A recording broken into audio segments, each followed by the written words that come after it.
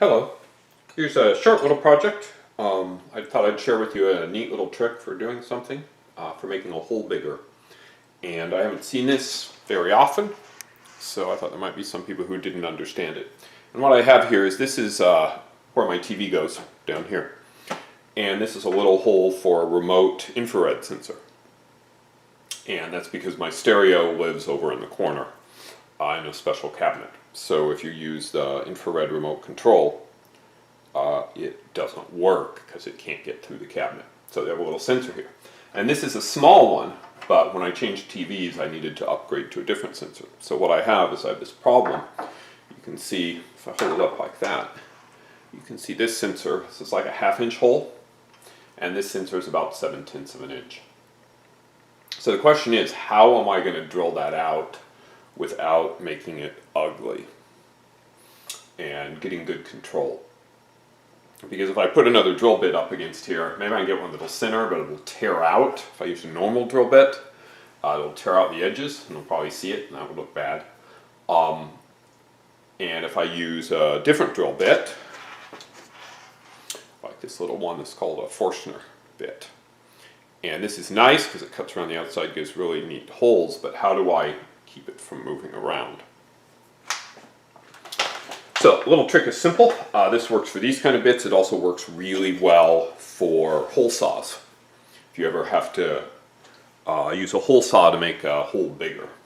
So what I have is a nice piece of scrap wood here, and that's already drilled for the current size. So what we're going to do, I'm going to take this up here and clamp it on.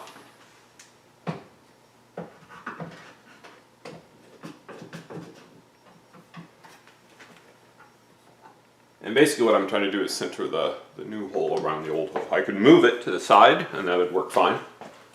In this case I decided I wanted it centered. So we're going to get a couple of nice clamps here.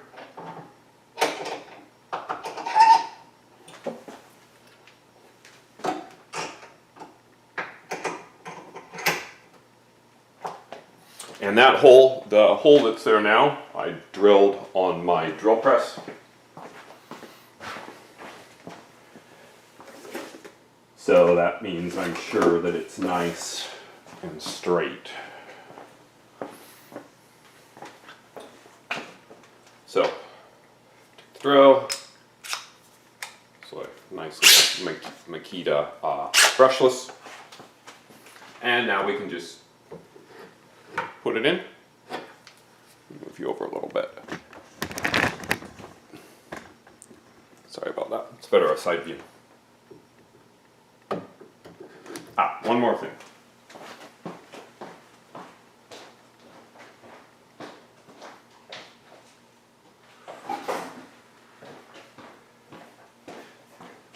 It's really useful to have something to catch the wood chips. So I have this base for a case of pop. So we're going to try to hold that and see if that helps. So here we go.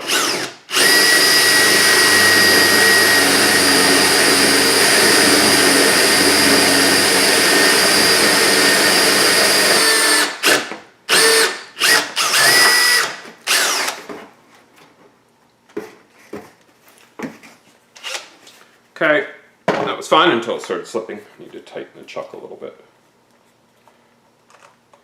Kind of happens on this drill sometimes.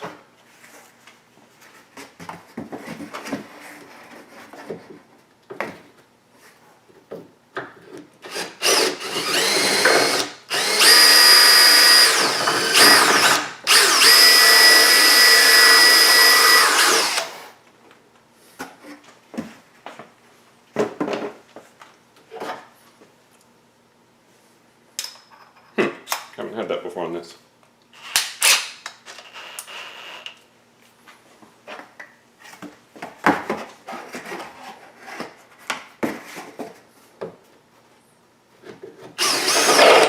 That sounds like it's hitting metal.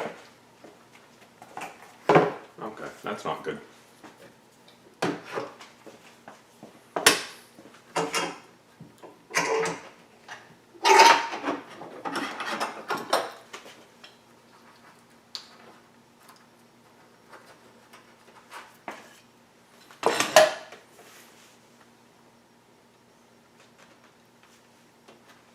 Yeah, it doesn't really feel that way.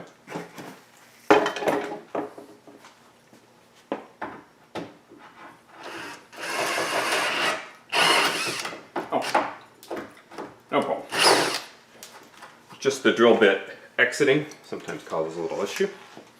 So, let me zoom in a little.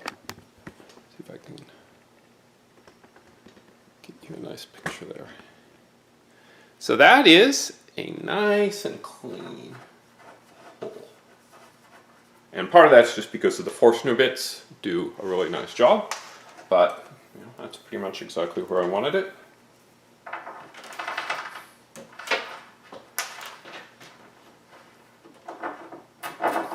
And now that goes in, and it looks all nice and pretty. So that's all I wanted to show, just a nice little technique for making holes bigger.